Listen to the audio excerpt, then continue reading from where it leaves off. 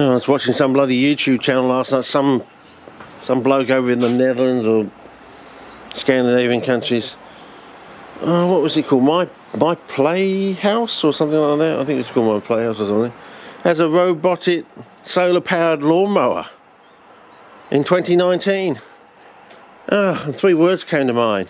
Tony fucking Abbott. Yes, you know, living in the 19th. Why can't I have a robotic solar-powered lawnmower? It would be nice. Oh yeah, what would Jesus do? That's right, I'll get them to all bang bang. Yeah, the third one's always in the ball sack. As I said, this election just can't come fast enough, you know. On a holiday last year in WA, down in the southwest, some coastal town, I forgot, Augusta or something like that, I think. There's a bloody charging station sitting in this little car park next to a toilet block.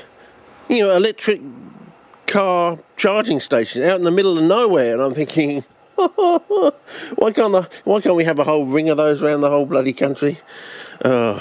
Anyway, I'm starting to encounter problems, but I may have to pull like 1 or 2 rabbits out of the hat. But I don't know. But I'll just show you. But I had a revelation last night. I don't know if you've seen that bloke on YouTube who sort of purports to have dropped 2 stones in from a 59-metre building, I think it was, back in 1995, I think it was, apparently. He's got some bit of paper signed by I think it was somebody or something, saying that 9 people as witnesses or something. Apparently what he did, built himself 2 stones, 2 rocks, and yeah. In one of them was just a plain rock, apparently, or with equal sort of stuff in it that was non-magnetic or something. The other one, he had 2.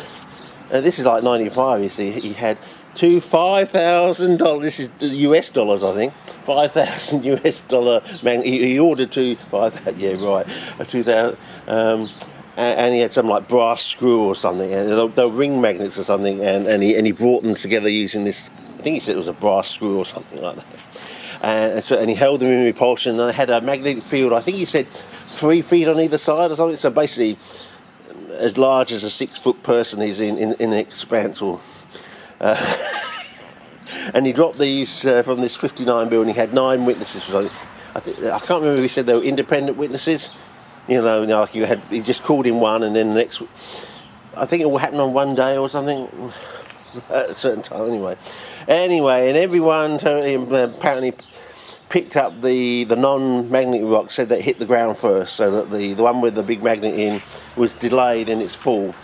And I'm thinking, you know, is this true or not, blah, blah, blah. I'm thinking, well, if you can afford two $5,000, in other words, $10,000 worth of magnets, and a large brass non-magnetic bolt to hold it all together, surely you could have afforded like $1,000 video camera back then, because by about the new millennium you could get a good digital for about $700. So take it back 5 years, it probably would have cost you $1,000 or more for a good one. Surely if you can afford that much on the experiment, you could afford to have a bloody video camera and videotape some of this.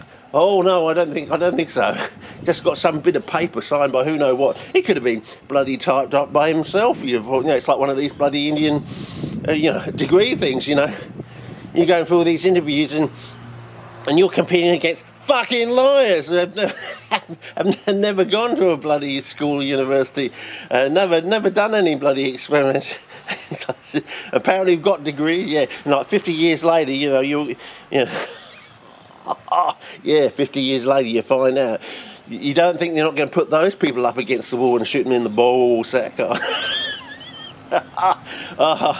long as it's lawful and legal, I'm probably just the bloke to do it, I reckon. Yeah, and I think the shit's about to go down in America, and I don't know. It's popcorn time, I think. Anyway, I had a revelation last night.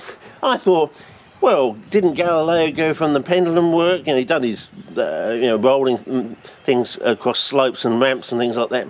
And then he got onto the pendulum, and that led him to the idea of dropping these two balls. And see, that's another thing. I think LA dropped 2 balls off the Leaning Tower of Pisa, but he said rocks or stones or something.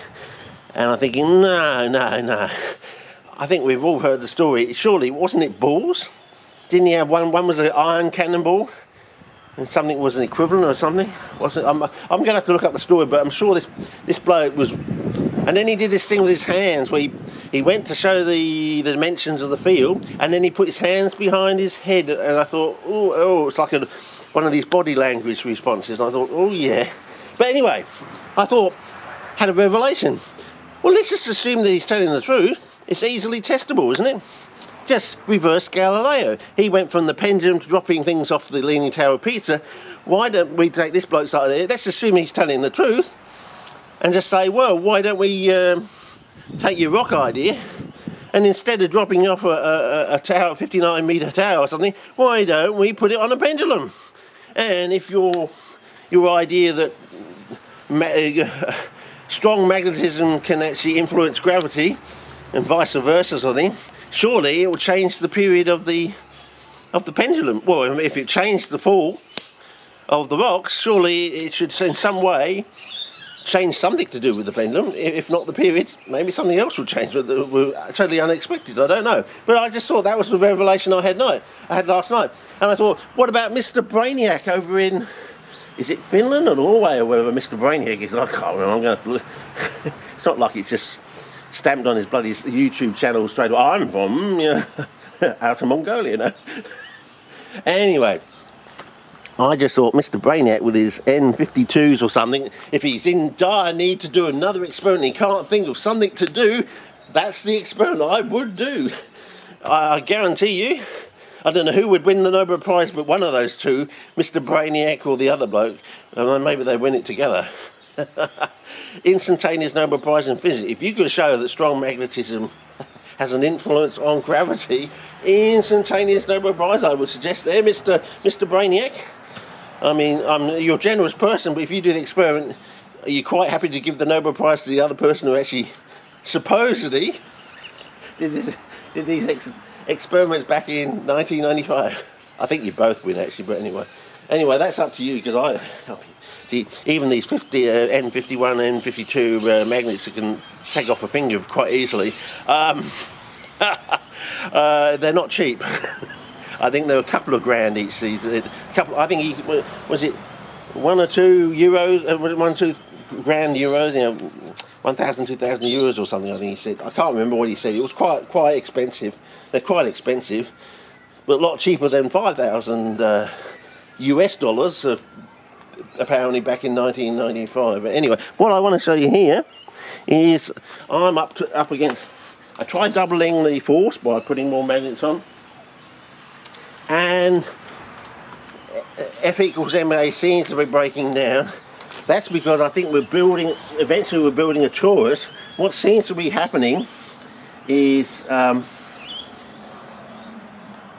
going to get this going. It's starting to go. There we go. What I'm finding is if I put it on the end, I can get it to go quite well. If I just put them towards the end there, it seems to work. In other words, the thrust versus propulsion seems to be there because I've built this in a length. It's now starting to become like a magnet itself. It's starting to have dipoles, So we're getting what we want at the end.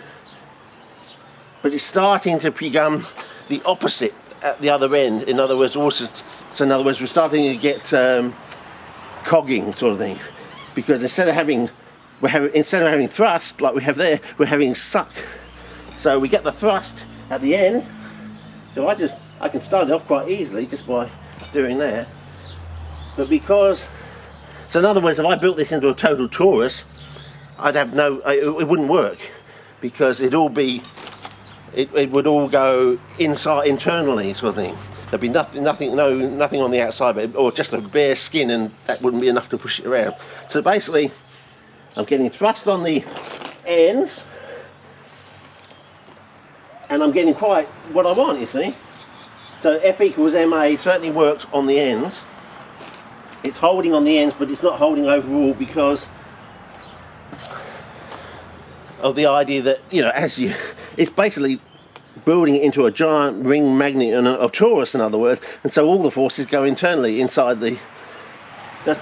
which is the special thing about a torus that no one they always seem to overlook.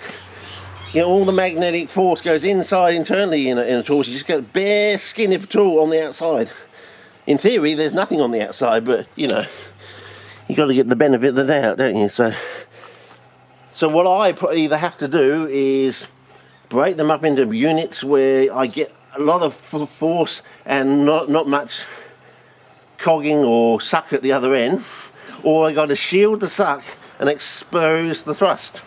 I mean, if you want, suck is in quotes, of course, here.